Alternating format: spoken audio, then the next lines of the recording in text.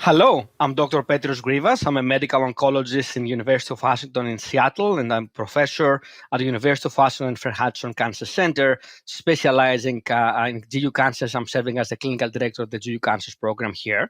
I'm very excited about what is happening in the field of urothelial carcinoma, and over the next 25 minutes or so, we're going to review some very interesting data in patients with metastatic disease who have progressed already after first-line therapy. So let's go through the decision-making process, how we treat those patients with refractory disease in prior treatment. And I will start with data regarding checkpoint inhibitors in patients who have platinum refractory metastatic urothelial cancer. Those are patients who received platinum-based chemotherapy in the frontline setting, like cisplatin gemcitabine or carboplatin gemcitabine, or very few of them, those Densenvac selected patients, and they had progression of disease, so they could not receive maintenance avelumab, which is standard of care in patients who have response or stable disease to a platinum-based chemotherapy. So patients who have platinum refractory disease, we have data with checkpoint inhibitors. Right now, 3 of them had an FDA approval in the platinum refractory immunotherapy naive setting, but only 1 out of 3 agents, pembrolizumab, has level 1 evidence in platinum refractory immunotherapy naive metastatic urothelial cancer. And that approval and level 1 evidence comes from the KEYNOTE-045 trial, in which pembrolizumab, an anti-PD-1 agent, prolonged overall survival compared to salvage chemotherapy like taxane single agent or Viflin in Europe. And I think this is a checkpoint inhibitor of choice if someone were to use checkpoint inhibition in the platinum refractory setting. And obviously, if we look at the response rates across those trials with single agent checkpoint inhibitors, the response rate remains low. So there's an ongoing effort to evaluate combination therapies, checkpoint inhibition plus antibody drug conjugate, or plus targeted agent, in order to improve upon this low response rate and, of course, add even more to the durability of response and ideally prolong survival. And I say all this because I'm going to show you some data later in my slide set regarding an interesting combination looking at the pembrolizumab plus another antibody drug conjugate. But for now, pembrolizumab has level 1 evidence in platinum refractory immunotherapy naive platinum refractory setting. Now, we have data with our first targeted therapy in advanced urothelial cancer, and this data come from erdafitinib. We have phase 2 data and phase 3 data. Starting from phase 2 data that led to the accelerated FDA approval in April 2019, we have the BILL-LC 2001 trial with single-agent erdafitinib and FGFR inhibitor that was tested in patients who have a biomarker-positive tumor, specifically FGFR2 or FGFR3 activating mutation or fusion. This does not include amplification and does not include FGFR1. So it's FGFR2 or 3 activating mutation or fusion that we look in the next generation sequencing report. In the phase 2 single-arm trial data, erdafitinib at the dose of 8 milligrams once a day was the starting dose, was approximately 100 patients, and the primary endpoint was a confirmed overall response rate. And you see on the right lower corner the breakdown. About 3/4 of the patients had an FGFR3 mutation, activating mutation. About a quarter had an FGFR2 or FGFR3 fusion. That particular trial was presented about 4 years ago, and Dr. Loriot and the team published this at New England Journal of Medicine. What you see in that slide on the left part, you see that in all patients, there was about 40% overall response rate, CR and PR together, and the response rate was higher in those with FGFR3 activating mutation and numerically lower in those with FGFR2 or FGFR3 fusion. Obviously, there's a small sample size, especially with the fusions, all 25 patients, so it's hard to make any comparisons here, but it gives you a sense, a flavor about the activity of the FGFR inhibitor based on the presence of biomarker. On the left lower part of the slide, you see some signal-seeking PFS and OS data. I always make the comment that PFS and OS have to be interpreted with a grain of salt in a single-arm phase 2 trial, and I'm going to show you in a little bit phase 3 data. And in the right part of the slide, you see that across a subset of patients, FGFR3 or 2 mutation or fusion, presence of visceral metastasis, primary tumor location, prior systemic therapy, and use prior chemotherapy, all of those subsets, you see activity with erdafitinib, and I think this is definitely a data set that supported the accelerated approval of this drug as of April 2019 in patients with platinum refractory metastatic urothelial cancer. Again, the FDA approval accelerated one was in platinum refractory disease. Now, the question has been open all this time. What do you use second line in platinum refractory disease? So we can discuss some cases down the road today. But let's go to the phase 3 trial data, ASCO 2023 by Dr. Loriot. It was an oral presentation. And this is the Thor phase 3 trial comparing erdafitinib starting dose 8 milligrams once a day versus single agent taxane in the US or vinflunine in Europe. And these are patients with prior immunotherapy. Many of those patients may have received platinum-based chemotherapy. I would expect that, but at least inclusion criteria require prior checkpoint inhibition. And patients had a tumor tissue-based genomic alteration, activating mutation or fusion to FGFR2 or FGFR3, ECOG PS0, 1 or 2. And as I mentioned, prior immunotherapy was mandated. Many patients may have received platinum-based chemotherapy as well. Primary endpoint was overall survival. And you see here in this slide that the trial was positive. The overall survival was significantly longer in patients who got erdafitinib. Hazard ratio was 0.64. And you see there was also significant progression-free survival benefit, doubling of the median PFS favoring erdafitinib, statistically significant as well. And the overall response rate, 46% versus 12%, significant, of almost 4 times higher with erdafitinib. So I think it was a clearly positive trial, cementing the role of erdafitinib in patients with immunotherapy refractory disease who have an FGFR2 or 3 mutation or fusion. I think this trial, in my humble opinion, is very likely going to result, since it provides level 1 evidence, in a regular approval, conversion of the accelerated to regular approval by the FDA. We have to wait and see when this will happen. And of course, even in Europe, I think it's very likely that this will get full approval based on the OS benefit. Now, toxicity is always important in everything we talk about, and I want to highlight a few toxicities with erdafitinib. This is a drug that has higher complexity in terms of the logistics of the operations of administering it. Number one, patients should see an ophthalmologist and get a baseline eye exam with an optometrist or ophthalmologist, including a retinal exam, cornea exam, and optical CT to make sure there's no underlying corneal retinal pathology, a dilated eye exam. And this should be happening at least monthly in the first 4 months, and then every 3 months thereafter, assuming there's no toxicity from the eye. So something to keep in mind, because it's sometimes challenging, both in academic and community sites to have an ophthalmology. So its partnership with that specialty is very important. The other interesting finding is hyperphosphatemia. There seems to be some association between higher phosphate level and activity, efficacy of the drug. Obviously, hyperphosphatemia needs to be managed, and that's something we have to take into account, and we have to partner with nutritionists, dietitians, and also we have to think about low phosphate diet. And if needed, we have to think about a phosphate binder based on the phosphate level. Diarrhea happens in about half of the patients. It's usually grade 1, grade 2, and usually relatively controlled with anti-diarrhea medications, difenoxylide or SATs medications. Stomatitis, like mouth sores, mucositis, can happen also in about half of the patients. About 8% can be grade 3 or 4, and that's something we need to keep in mind. The examination of the patient is very important. Dry mouth can happen in about 40% of the patients. Hand-foot syndrome, something we used to see with other TKIs in the past. For example, TKIs we use in kidney cancer. Something we need to keep a close eye. These patients can have skin toxicity, and also fingertips and nails can be affected. Onycholysis, which means a breakdown of the nail bed, separation of the nails from the nail bed, and brittle nails. All of those things can happen about a quarter of the patients, and about 5% or so can be grade 3 or grade 4. Overall, about 8% of patients, 1 out of 12 patients, had to stop treatment because of toxicity, which is again about in line of what we see with other agents. Bone marrow toxicity was what we saw with chemotherapy. No surprise there. But at least with erdafitinib, we typically do not see bone marrow suppression, which is something important to keep in mind. And I think, as I mentioned before, this brings up the point of multidisciplinary approach, how we can manage those patients in a multidisciplinary manner and partner with ophthalmology, nutritional dermatologists if need be. Now, moving along for the erdafitinib and FGFR inhibitor, to antibody-drug conjugates. And I want to highlight at least 3 of them. Enfortumab vedotin has a regular approval, and I have a slide at the end putting it in context of the clinical practice. Enfortumab vedotin is an antibody-drug conjugate against Nectin-4, and that's an important drug that has changed the way we treat urothelial cancer.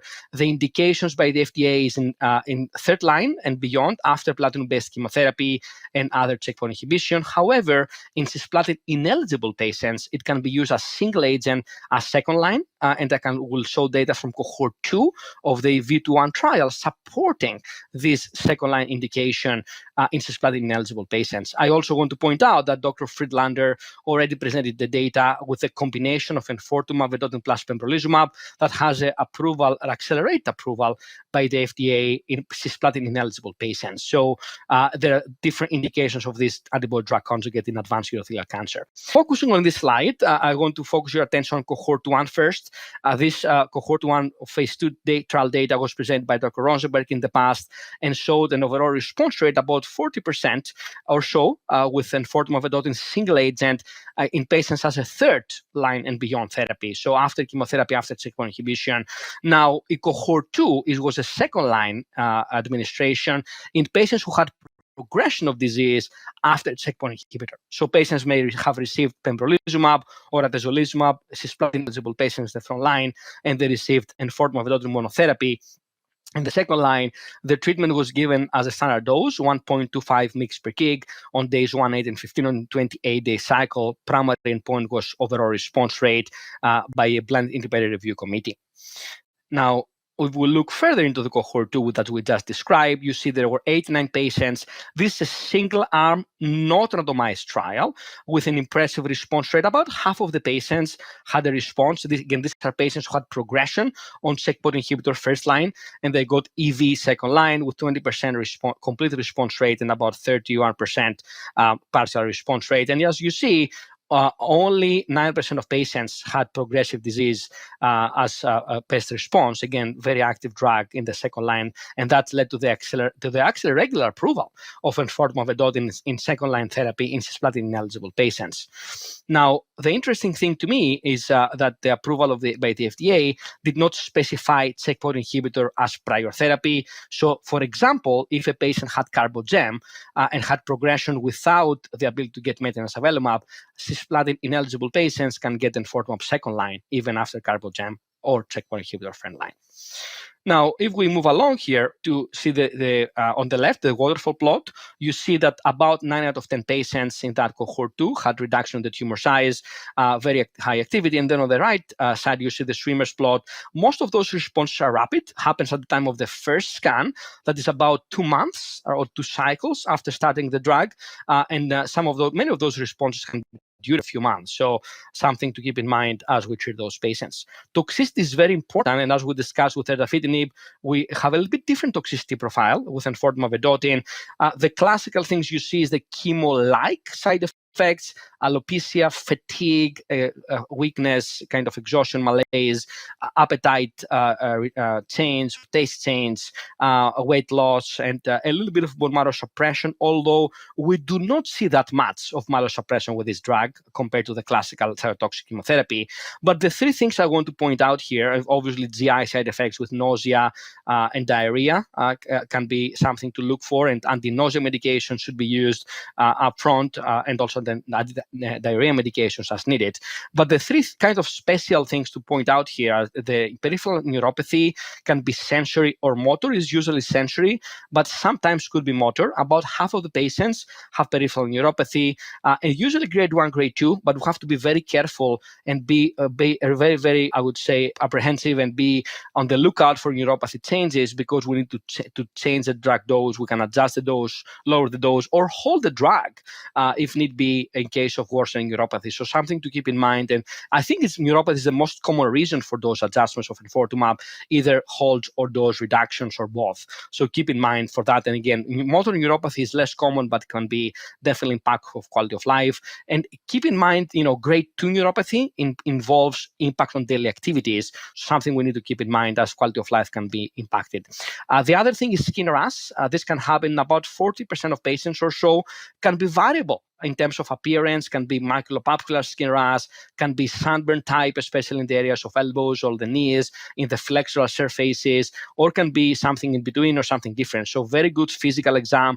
I always ask the patients to remove their clothes for detailed skin exam during the visits and to avoid under-reporting. It's important to make sure with patients communicate with us. Steven Johnson is something rare that happens rarely with this drug, but always keep that in mind, that Steven Johnson or TEN, toxic epidermal necrolysis, are very rare but could happen, so can be life-threatening. So something to keep in mind. And hyperglycemia is something that happens probably around 10% or less, and about half of those cases can be life-threatening. So keep an eye on the glucose of those patients. This can happen in both diabetics and not diabetic patients. So there may be some association with higher BMI, but we have seen that across the board in the trial in both obese and not obese patients, and diabetic and non-diabetic patients. So keep that in mind as well.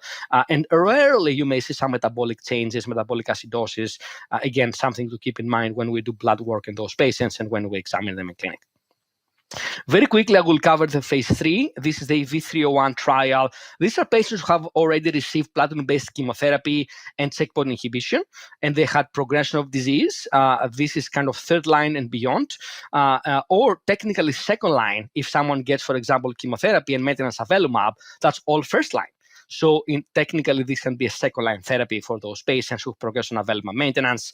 EV compared to taxane single agent, docetaxel or paclitaxel or vinflunin, and the primary point was overall survival. As you see here, the antibody drug conjugate against Nectin-4 and enfortumab vedotin with a purple line showed significant overall survival benefit, hazard ratio 0.7. With longer follow-up, this hazard ratio was confirmed, and the significant overall survival benefit with EV compared to salvage chemotherapy in this second or third line or beyond space. And PFS was also significantly prolonged. A median PFS was higher with enfortumab, and also the response rate significantly higher, about 41% with EV compared to 18% with taxane or vinflunin. So definitely improvement there as well. Toxicity is what we discussed already from the phase 2 data. No new safety signals, but it's important to discuss toxicity with our patients. Just a quick question. Do you see ophthalmic toxicity with EV? Great question, Neil. So ophthalmic toxicity can be seen, yes. The answer is yes, with enfortumab vedotin. It's probably not as common or as commonly detected as compared to erdafitinib, but yes, we can see that. We do not routinely send the patient to ophthalmologist up front, but we educate them in case they have blurry vision, dry eyes. Sometimes dry eyes can be improved, Neil, with just eye drops, natural tears kind of solution, and usually can make it better, but definitely something we need to be apprehensive and definitely ask the patient about. When we use erdafitinib, we use an Amsler grid to look for blurry vision. We don't routinely do that for enfortumab, but definitely something we discuss with the patient as a potential side effect. Great question, and thank you for asking this. As this is something something that we looked at in the clinical trial as well. Please continue. Moving on from enfortumab vedotin, which is ADC against Nectin-4, to sacituzumab govitecan, which is an ADC against TROP2. This is the same class of drug, but different compound, has a different target, TROP2 versus Nectin-4, has a different linker, and has a different payload. The payload in the previous drug, enfortumab, was a MMAE, a monomethyl auristatin E, that is a macrotubule inhibitor. In contrast, here with sacituzumab, it's a payload that's SN38, a very active metabolite of irinotecan, a topoisomerase 1 inhibitor. So you can keep that in mind because we can use these drugs in sequence, and in my opinion, there should not, and we do not see overlapping resistance, again, because of the different mechanisms of action here. And what we see here is that we have a high drug-to-antibody ratio, high payload to antibody ratio in this particular drug, a hydrolyzable linker that can be hydrolyzed, and that leads to potential diffusion of the payload, irinotecan metabolite, in the tumor tissue microenvironment. environment, which I think brings the point of potential bystander effect, that you may have activity in the tumor tissue because of drug diffusion. Of course, this is something is a discussion point. The TROP2 expression, like Nectin-4 expression, is significant across urothelial cancer cells. So we do not test for TROP2 or Nectin-4. We give the drug regardless of testing for the biomarker expression, again, based on data suggesting significant expression in those in these biomarkers. The phase 1 trial data presented by Dr. Tagawa and Dr. Faltas back in the day showed a very promising 34%, about a third of the patients had a response. And this was a very important point that led to the phase 2 trial because of the encouraging activity. And I remember back in the day, we got involved with Dr. Tagawa and other colleagues in designing the phase 2. I remember these days vividly. And I can tell you we had this enthusiasm early on about this ADC. This TROPHY-U01 trial has multiple cohorts, up to 6 right now. And I'm going to show you data from the first 3 cohorts. The data have been presented. The cohort 1 resulted in the accelerated approval of sacituzumab, this ADC against TROP2, as an accelerated approval in patients with prior chemotherapy and prior checkpoint inhibitor. So third line or later, and prior enfortumab was allowed, it's allowed in the phase 3 trial going on right now. But let's go through the cohort 1, 2, and 3 data, and overall response rate was a primary endpoint. Cohort 4, 5, and 6 are ongoing and are evaluating sacituzumab govitecan the frontline setting in different combinations. Now, the initial data set from cohort 1, this is single agent monotherapy, sacituzumab in patients with prior chemo, prior immunotherapy. There was no limit in the number of prior therapies in this trial, and many patients were heavily pretreated. So we have significant, I would say, prior therapy number of prior therapies in those patients. This was published by Dr. Tagawa, myself, and others in JCO in 2021, and showed that this ADC sacituzumab has an overall response rate of 27% in this heavily pretreated patient population, with rapid responses at the time of the first scan in about 6 weeks. After 2 cycles, the drug is given on a 3-week cycle. So rapid responses and palliative symptomatic benefit, like we see with enfortumab, and the median duration of response was about 6 months. And you see here that about 3/4 of the patients had reduction in the tumor burden, reduction in the tumor size, again showing the activity of the drug in the vast majority of patients. Toxicity is a little bit different here, right? Because it's a different payload, different target. Bone marrow suppression, specifically neutropenia, is commonly seen, and febrile neutropenia was about 10%. The tip for clinical practice is that we should ideally give G-CSF growth factor as primary prophylaxis. And I personally try to consider doing it in between, for example, day 2 to 6, and then day 9 to 15, so I can preserve day 8 dosing. Obviously, some patients may have difficulty getting at self-administration of the growth factor, and for convenience, they may get it on day 8. So as an administrator in the clinic. So definitely think about growth factor support for primary prophylaxis in this drug to avoid febrile neutropenia and sepsis. Fatigue, alopecia, anorexia, dyspepsia can happen, and diarrhea is probably the second notable side effect after neutropenia. About, I would say, 2 out of 3 patients may have diarrhea. It's usually situational around the drug administration a few days later, and usually grade 1, grade 2, and can be managed with anti-diarrhea medication, difenoxylate, loperamide, and sometimes hydration with electrolytes. So something to keep in mind. And of course, good to have a clinical acumen to make sure there's no infectious diarrhea, but most of those patients are because of the drug, especially for temporally related. Now, very quickly here, I don't want to go to too much detail in this complicated poster, but I want to point out that we had updated data from ASCO from Dr. Tagawa, and the response rate is preserved, 28% in patients with platinum refractory and immunotherapy refractory disease. We had about 10 patients out of 113 who had prior enfortumab, and 3 out of 10 responded. So the response rate in this subset of patients with prior enfortumab was about in line with all comers. And as you see, most responses are rapid responses after 2 cycles. The drug is given on a 3-week cycle, day 1 and day 8. Starting dose is 10 milligram per kilogram on day 1 and day 8. Again, dose adjustments can happen down 7.5 or even down to 5 if need be. Although in my experience, if I give G-CSF, I'm much more likely to preserve the dose because the most common reason for dose reduction is neutropenia. Sometimes diarrhea, fatigue can be also reasons for dose reduction. The median PFS and OS were promising promising. And again, single-arm phase 2 trial, take it with a grain of salt, but definitely a promising signal. And of course, the spider plot shows some durable responses, so something to keep in mind. And again, with longer follow-up, we see the preserved response rate. Now, the other important point is, as I mentioned before, the metabolite of irinotecan, SN38, is the active payload in this particular drug compound. So we have to think about UGT1A1, which is a gene and, of course, enzyme that metabolizes SN38. So the question comes up, if you have a polymorphism, right, have a mutation, heterozygous or homozygous, different variant in UGT1, would you have potentially a reduced breakdown, right, reduced metabolism of the SN38, and that could result in higher toxicity. We look at that in the context of the TROPHIC-01 trial, and we saw numerically a little bit higher chance of side effects with a homozygous chance of the variant in UGT1A1, a little bit numerically higher rate of dose interruptions in those with a variant allele status, and patients with a heterozygous had very little difference compared to the patients with no variant present.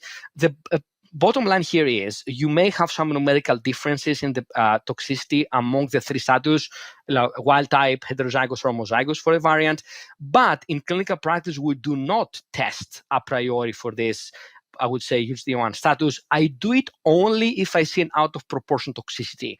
A patient with tremendous diarrhea, significant neutropenia despite growth factor, I may check it, but it's not like a reflex upfront thing we do. It's something we can consider. And I think this data I'm showing you here can also be placed in context of the ongoing phase 3 trial data that will come in the future, and also data in breast cancer, because as we know, this sacituzumab govitecan has 2 indications in breast cancer. So the safety data, and also in the context of UGT1A1, has been reported also in breast cancer. So something to keep in mind here.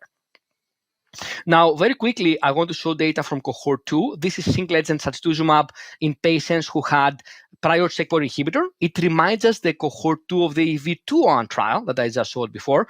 And here you see, again, single-agent sacituzumab second line after checkpoint inhibition. Response rate was 32% in 38 patients, about a third of patients. So similar in par, of what we saw in cohort 1. And you see that you see response across different subset of patients. And I think that's important data. Sacituzumab govitecan does not have an FDA approval right now in patients who never received platinum-based chemotherapy, but this data again shown activity in second line after checkpoint inhibition. We have to put this data in context. Of course, we have enfortumab approved in that setting as well, so something to keep in mind. About 70% of patients, available patients, had reduction in the tumor size, and 2 had ongoing response at data cutoff. And as you see, the responses are usually rapid at the time of the first scan, about 6 weeks after you start. So definitely activity there in patients after prior immunotherapy. Median PFS and median OS, similarly to what we saw in cohort 1. So you can see similar activity of the drug before or after platinum-based chemotherapy. So a very indirect kind of comment here is that you see similar activity in patients with or without prior chemotherapy, which I think supports evaluation of sacituzumab in the frontline setting to see what we get there. In terms of the toxicity, we already covered it: bone marrow suppression, or especially neutropenia, UGCSF upfront, diarrhea medications are important, fatigue, alopecia, anorexia, dyspepsia. And cohort 3, this is platinum refractory disease in the second line setting. This is particularly important because we try to look at patients who had primary progression on chemotherapy. And those patients, usually, if they have primary progression on chemotherapy, they have a poor prognosis. And we just published a couple of manuscripts recently that in patients who had primary early progression on platinum-based chemo first line and did not go on maintenance avelumab, usually second line checkpoint inhibitor, people do not do that well. So we look for combinations in those patients, try to improve upon checkpoint inhibitor alone. This is the baseline characteristics. Again, this is second line platinum refractory disease. As you see, most patients had distal metastasis, about 80%, and 70% had visceral metastasis, and about 30% or so had liver metastasis, and majority of patients had prior cisplatin-based chemotherapy. As you see here, what I mentioned before, many patients had at least one or two Bellmont risk factors, a poor prognostic feature, and many patients had a short time to platinum chemotherapy. Again, aggressive disease. Usually this disease does not do well on checkpoint inhibitor alone. So we have to keep that in mind as we see the data set in this particular study. And the take-home point is the primary met the primary endpoint. The overall response rate was 41%. There were 41 patients getting the combination of sacituzumab govitecan plus pembrolizumab. So 41% response rate is exactly what we're looking for. And definitely this combination, in my humble opinion, should move forward to a phase 3 trial. And I can share here with the audience that there are active discussions, especially in cooperative groups, for a potential phase 3 trial, looking at the combination of sacituzumab plus pembrolizumab. This combination is not FDA approved, but definitely with the activity we show, and about 72% of patients had reduction in tumor size, 41% response rate, we're looking forward to a design of a phase 3 trial. Toxicity is something important. It's exactly what you would expect with sacituzumab alone and pembrolizumab alone. Diarrhea goes a little bit more than, if you put them together, but otherwise the other side effects, either diarrhea or immune-related adverse events, is what you would expect with either drug alone. And the proportion of patients who received systemic steroids for IRAEs, immune-related adverse events, is exactly what you expect with pembro alone. Now, everybody's waiting for the phase 3 trial with sacituzumab govitecan monotherapy compared to taxane or vinflunin. This trial is a phase 3, TROPIC-04. I presented the TIP, I think it was at ASCO GU a couple of years ago, and this trial has finished accrual, and we're waiting for the data to mature. Overall survival is a primary endpoint. I think it's something that definitely deserves a spotlight when the data comes up, and this is after chemotherapy, after immunotherapy. Patients were allowed to have prior enfortumab as well in that study. We'll see what it shows. And I will finish the talk in the next couple of minutes. Just a quick word about antibody-drug conjugate against HER2. I'm presenting some slides from last year, ASCO 2022. Very interesting data. Anti-HER2 antibody-drug conjugate, I think, is a very promising class of agents in this disease. I think definitely deserve phase 2 and phase 3 trials, which are ongoing, by the way. So if we look at this mechanism of action, similar to what we showed with the other ADCs, and we show data with anti-HER2 RC48. This drug is called disitamab vedotin. This drug as a monotherapy had a high response rate, about 50% in earliest line of therapy, and that you see in patients with HER2 plus 2 or plus 3 IHC, or as I will show you in the next slide, even with plus 1. So very high activity. Again, this is early line of therapy, so less pretreated patients, but definitely with visceral metastasis, you see 51% response rate, very promising waterfall plot on the left. And here you see the breakdown, HER2, IHC plus 1, 39% response rate in 13 patients. In only 6 patients had IHC of 0, there was no response. So I think, in my opinion, we see a similar story to what we see in breast cancer, that maybe a little bit of expression of the target here to be enough to get some activity. So I think HER2 plus 1 should be included in the further phase 2 and phase 3 trials. Toxicity profile of the RC48 is a little bit different. We see, the neuropathy because of the payload. Again, the payload is similar. So microtubule inhibition can cause neuropathy, a little bit of LFT elevation, skin rash, and hyperglycemia, which I think is probably relevant to the payload. And I put that here in context with EV, and which has MMAE as a payload, and trastuzumab deruxtecan, which has a different payload. Trastuzumab deruxtecan has a metabolite, I think it's a top-1 inhibitor as a payload. So a little bit different toxicity profile. Again, the topo-1 inhibition, topoisomerase inhibition is more neutropenia and diarrhea. Now, we also have data not only as monotherapy with disitamab vedotin, but also in combination with anti-PD-1 pathway inhibition. This is data from ASCO last year, combination of toripalimab plus disitamab vedotin, an impressive 72% response rate. 3 out of 4 patients had response, and you see the vast majority of patients had a reduction in the tumor size, and including patients with HER2 plus 1 expression by IHC. Again, making the point that I think some degree of expression is probably enough, even HER2 high or HER2 low, as long as it's expressed to some degree. Dr. Galsky made these slides, and I think it was an interesting table he put at ASCO last year. We have to take this with a grain of salt, world, of course, because if we think about it, the disopyramide vedotin plus toripalimab and the EV plus pembro trials was in the frontline setting. So chemotherapy naive patients, they are destined to do better, so higher response rate in those patients.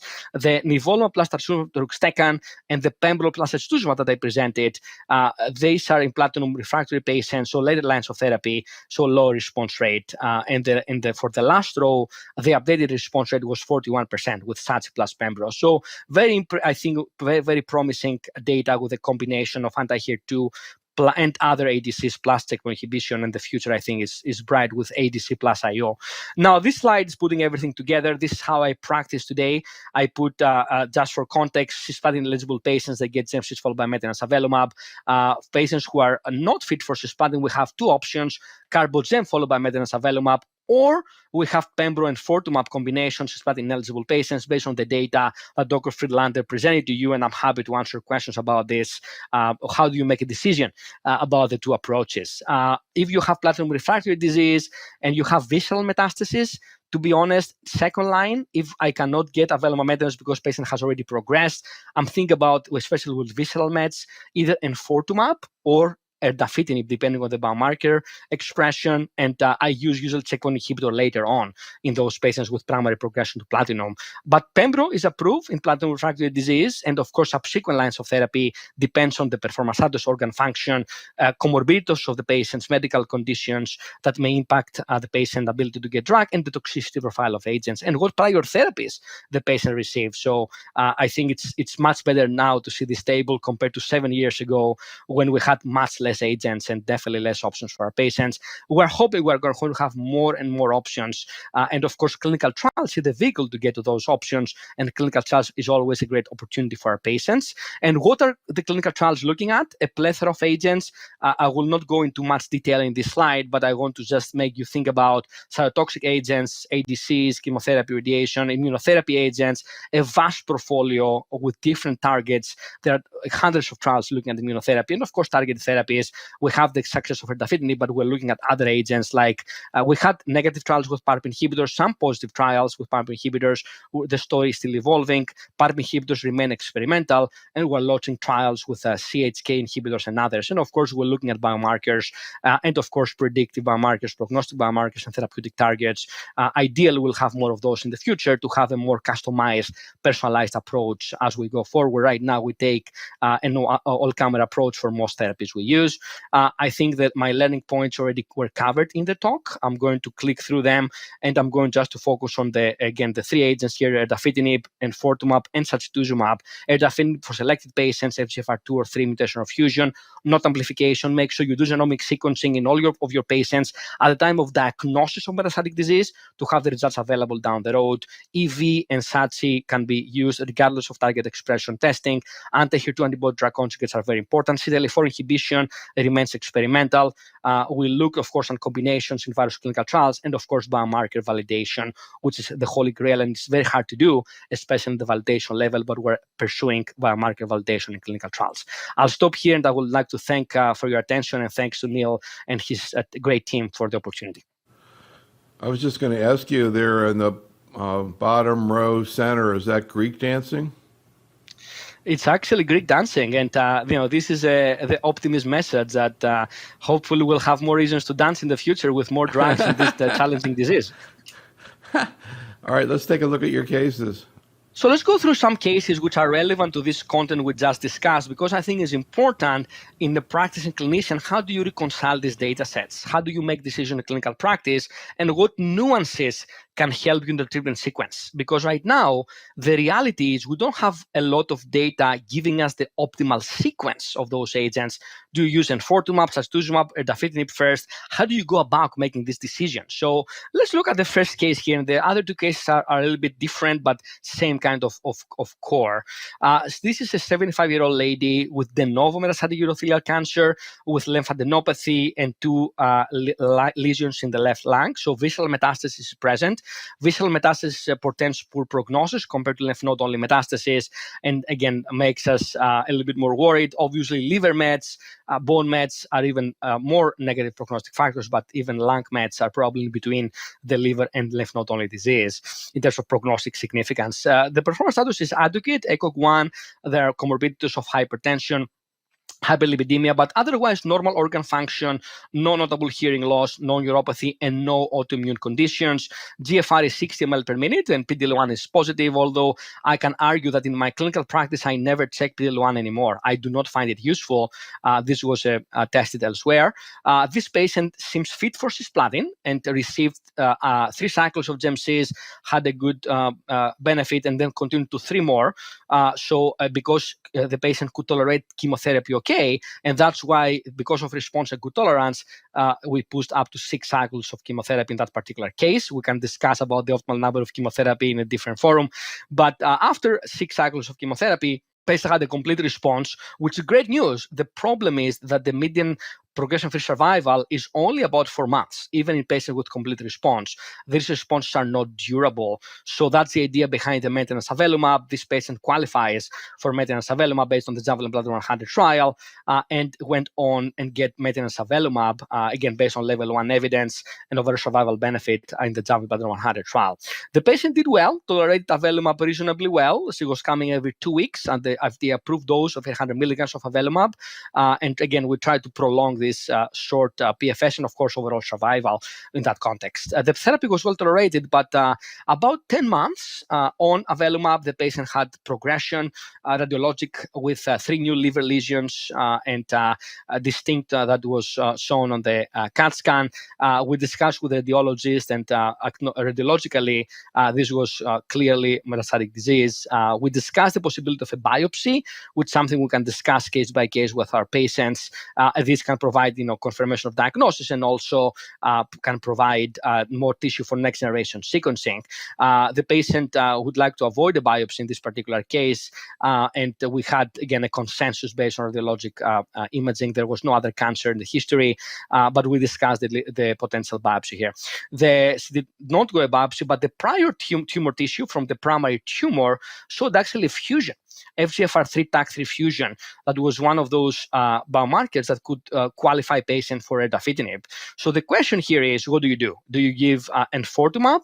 We have, of course, level 1 evidence from the EV301 trial that I showed you, OS benefit compared to taxane of influenza, and this patient has no significant neuropathy, has no uncontrolled diabetes. It's definitely a great candidate for enfortumab vedotin, and this was discussed with the patient.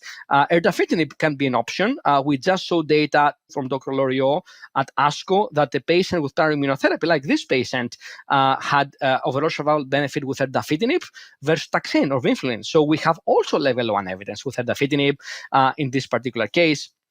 And I think it's a very reasonable option for the patient based on the fusion of FGFR3 TAC3 fusion. Now, we can talk a little bit about how you make this decision. I will come back to that in a second. Sacituzumab govitecan is also an option. I think this patient meets the accelerated approval requirement. However, someone can argue that sacituzumab govitecan has level 2 evidence based on a phase 2 single-arm trial, while enfortumab and erdafitinib have phase 3 data. So in the absence of any clear contraindication to EV or ERDA, I would probably use sacituzumab later on. I would prioritize EV or ERDA in this patient. Obviously, clinical trials are always attractive, and I will definitely consider a clinical trial. There are actually trials looking at EV-based combinations, and I think that will be a nice trial for this particular patient that we were discussing. Now, you can argue, again, based on this particular profile, how do you go about making this decision, erdafitinib or enfortumab? I don't think there's a right or wrong answer here. There are multiple factors to take into account, and those factors, again, have to do with the performance status of the patient. The patient can tolerate either agent here. Ability to tolerate PO, which is fine for this particular patient. Obviously, the level 1 evidence is present for both. What about medical comorbidities, right? We can go through the other cases, but in this particular case, I don't think we have any clear differentiating factor based on medical comorbidities in the context of a toxicity profile of the drugs. For example, if someone had bad neuropathy, would you potentially avoid enfortumab? If someone can tolerate PO or absorb PO, you can potentially avoid erdafitinib. If you have an ophthalmologic exam that showed corneal retinal problems, you could potentially leave erdafitinib for later. Or if you have, again, very significant obesity, uncontrolled diabetes, high hemoglobin A1C, you may be a little bit worried about enfortumab. So I think the toxicity profile, again, is something we keep in mind in the context of comorbidities. The other nuances that someone can discuss without having a lot of evidence about is FGFR3 mutation versus the fusion. Numerically, again, we have much less number of fusions, so someone may be a little bit more comfortable with a mutation, although we don't know for sure, again, because of the sample size. And the other thing that it gets a little bit nuanced is that something that is present in the primary tumor is like a truncal event that happens early in the tumorigenesis and defines the natural history of disease? Is it a driver? Or it's a small, tiny subclonal event that happens later on in the time of progression. It's like a very low variant allele fraction or mutational allele fraction. I just had remember a case that, we had a very small variant allele fraction of a subclonal mutation that happened, in 3% of the patients. Obviously, in fusions, 3% of the tumor content, I mean. And that raises question if that the subclonal event is that driving the whole tumor or not. If you have a low variant allele fraction, obviously we have no data at all to guide us whether the mutational allele fraction matters in the presence of mutation. And obviously, in the presence of fusion, we have no mutational allele fraction. It's not a thing with the fusion. So all of those things matter in terms of making a decision. This particular patient, look at all the factors here. The patient specifically wanted to avoid coming in the cancer center, want to go on an oral pill, like the idea of a targeted therapy, and the patient opted for erdafitinib after a very detailed, long discussion, and also looking into potential side effects. She had a little bit of grade 1 neuropathy after giving cisplatin 6 cycles that also played some role in her decision. And also she had an ophthalmologist that had established relationship with, so she was easy for her to see the ophthalmologist at baseline, and she was very compliant in terms of taking pills at home, which is another factor. Someone who's forgetful, not much compliant, you're worried about erdafitinib in that case. So after longer discussion, deliberations, the patient decided to go for erdafitinib, and now is undergoing treatment. The plan is to get blood work 2 weeks after you start, because you might do a dose titration of erdafitinib. You can go from 8 milligrams to 9 milligrams, a tiny difference, but that's a label indication. If there is no grade 2 or higher toxicity, and if there is no ophthalmologic toxicity at all, and as long as the phosphorus level does not exceed 5.5. So you have to get labs, look at the patient, and potential titrate, which introduces a logistical item. You have to do another prescription because erdafitinib comes in 3, 4, or 5 milligrams. So if you go from 8 milligrams, 4 and 4, you have to do 4 and 5. So it's another prescription and another prioritization. So something logistical you have to keep in mind if you titrate the dose. The staging scans happens after 2 months of treatment usually, unless there is a reason to do it sooner, based on some toxicity, based on some progression concern clinically. And we also give the patient an Amsler grid, which is a grid with vertical and horizontal lines with a black dot in the middle. And every morning the patient goes to the refrigerator. She has the Amsler grid there, so the patient can screen herself for blurry vision, and of course has a very appropriate teaching education with our nursing team and the pharmacist, and of course the attending and the APP, in order to have a very good understanding of the drug.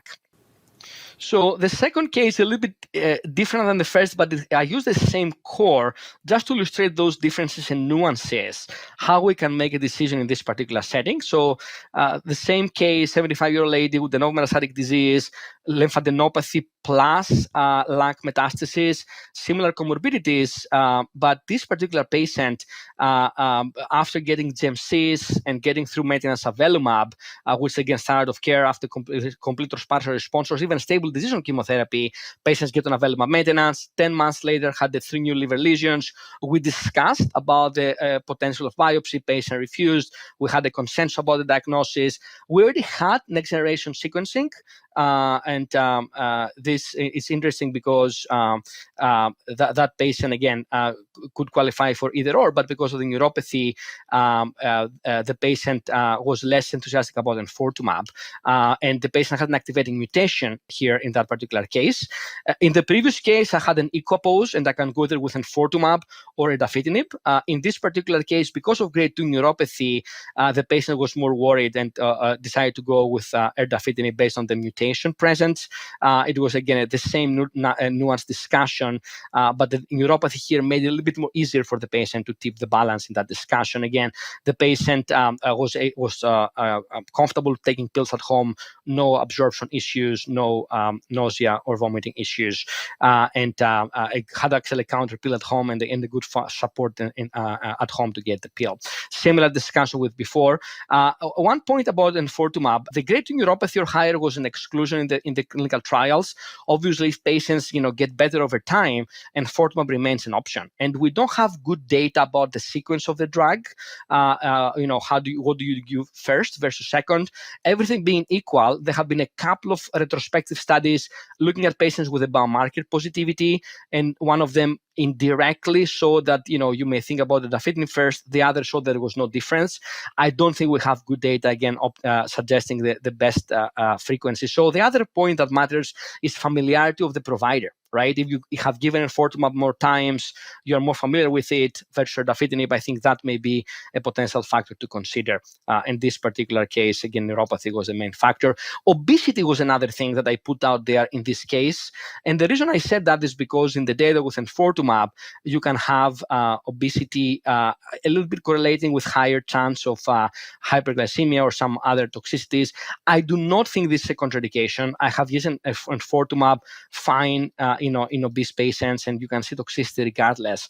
But that's another very nuanced point that you may see a little bit more toxicity with obese patients. But having said that, even with liver disease, patients with subclinical cirrhosis or non-alcoholic steatohepatitis, there seems to be higher toxicity with enfortumab. Keep that in mind. Obviously, again, we use a drug in all the above scenarios, but it's kind of the context of comorbidities that may help you pick one versus the other in this particular setting. Now, I'll go to the third scenario here, and this particular scenario is a similar case. Again, the challenge here is you have the patient is obese, had neuropathy, and had no FGFR2 or 3 alteration. So erdafitinib is off the picture here. There's no indication for it. So you're doing enfortumab and sacituzumab. And I want to make the case that in the absence of any comorbidities, like in the first case, case 1, if there was no FGFR alteration, I would definitely pick enfortumab in that scenario. And again, I was between enfortumab and erdafitinib anyway in case 1. I think either was reasonable. I had perfect equipoise. In case 3, because of the neuropathy grade 2, and that mainly because of that, maybe a little bit of obesity, and the patient has uncontrolled diabetes, sacituzumab may be used in that setting because of the absence of FGFR alteration, grade 2 or high neuropathy. Sacituzumab has accelerated approval and can be used in that particular setting. And you can potentially wait on neuropathy to get better, use enfortumab later. If you have an uncontrolled diabetes, we send the patient to a endocrinologist, control that, optimize it, and then you can get enfortumab. So at least you have options to consider. I want to make the point, the reason that I would use enfortumab before sacituzumab in the majority of patients, EV versus SG, is the level 1 evidence with enfortumab, and erdafitinib now and the level 2 evidence with sacituzumab. So if everything is equal, no comorbidities, I would use enfortumab in that case. And if there is a grade 2 or higher neuropathy, this might make me think about sacituzumab in this particular context. And there was some good discussion in JCO, a letter to the editor that we discussed those nuances when the sacituzumab data were published based on the eligibility criteria for those drugs. It's great to have options for our patients. It becomes more busy and complex in clinical practice because we had 3 new options we did not have before, but that's a blessing, right? We want options for our patients and opportunity to have those nuanced discussions. And clinical trials, of course, are always a good option. What's the current status of the patient? So this particular patient, so the first case was the actual case, and those other two was ramifications. The patient is about to get the scans right now. Had a little bit of fatigue with erdafitinib. Had a little bit of mucositis, grade 1. We use magic mouthwash and other particular products, oral solutions to improve that. We did blood work, and the patient had a borderline phosphorus a little bit above the 5.5, 5.6. But so we did not change the dose. We kept at 8 milligrams once a day. The ophthalmologic exam was fine. There was no corneal retinal exam on month 1. Right now, we're waiting for the scans to see where we are, and we keep close eye on toxicity and with ophthalmologic exam on month 2 and restaging scans pending. I was curious about the status of the last patient, the one who got put on sacituzumab. Yeah, okay, sure. So the sacituzumab patient, this is right now on 3rd month on treatment. The patient had a partial response actually on sacituzumab. It was actually interesting because you see clearly the also symptomatic clinical improvement. So the patient had fatigue, you can tell from the beginning, but you can see some symptomatic, more energy, was able to walk more during the day, and had definitely a partial response on treatment. We're planning to repeat the scans after cycle 4. So I do it every 2 cycles in the beginning, Neil, and then if everything goes well, I may increase the interval to after 3 cycles down the road by keeping a close eye. And with enfortumab, I do the scans after 2 cycles, so after 2 months, and then I might do dose adjustments with enfortumab if need be. And in that last patient, the neuropathy, was that from diabetes? Yeah, that patient had actually mainly neuropathy because of cisplatin. Initially when she presented, she didn't have diabetes diagnosed. However, we saw repeated measurements of elevated glucose, and actually we sent that particular patient to an endocrinologist, and she had diabetes diagnosed at that time. So that was another thing that also contributed to baseline diabetes. So very good point, astute point on your part, that diabetes is a common factor for neuropathy in those patients that sometimes may have been undiagnosed.